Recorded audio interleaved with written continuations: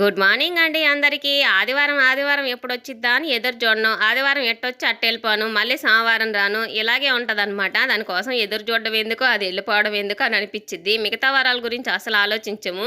ఒక్క ఆదివారమే ఎందుకు గుర్తుపెట్టుకుంటానబ్బా నేననైతే అనుకుంటా ఉంటాననమాట.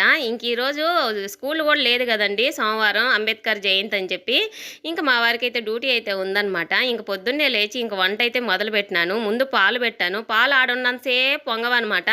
నేను అట్ట మల్లుకొని ఇట్ట తిరిగేసరికి బుడిక్కిని పొంగిపోయి ఉంటాయి. ఇంకా అది ఎంత చేసినా కూడా ఇంతే కదా అనుకొని ఆ పక్కన ఒక చిన్న ప్లేట్ పెట్టి గ్యాస్ కింద దాన్నైతే వదిలేస్తానమాట. ఎట్టా పొంగిపోయేటి నేను ఎంత కాపలా కాసి ఏం ప్రయోజనం అని అనుకుంటాను. ఇంక ఇక్కడ ఏం చేస్తున్నావు అక్క అంటారా, పెసరపప్పు పొంగల్ చేస్తున్నానండి. ఎండగా ఉంది కదా, దోశ పిండి ఉంది. అయినా మా వారు దోశ వద్దులే, కొంచెం పెసరపప్పు పొంగల్ చేయమన్నాడు. సరేనని చెప్పి టీ గ్లాస్ నిండుగా పెసరపప్పు అదే టీ గ్లాస్తో బియ్యం వేసి మంచిగా ఉడికిచ్చేసి ఇంకా తిరగమాతకి కరివేపాకు ఎండుమిరపకాయలు మరిగిన్ని వేసి జీలకర్ర వేసేసి తిరగమాత అయితే పెట్టాను. బాగుంటుంది ఇలాగైతేను.